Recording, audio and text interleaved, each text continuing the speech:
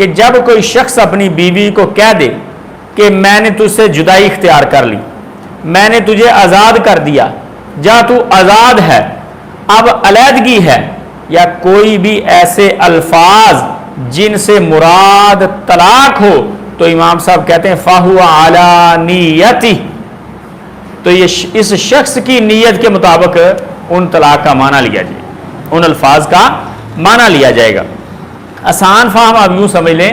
کہ کیا طلاق دیتے وقت لفظ طلاق بولنا ضروری ہے، یا طلاق سے ملتا جلتا کوئی اور لفظ بندہ بول دے تو طلاق ہو جائے گی؟ نیت اگر طلاق کی ہو، مثال کے طور پہ ہمارے یہاں کہتے ہیں جا تو آزاد ہے، نکل جا میرے گھر سے، دفع ہو جا، یا آزادی کے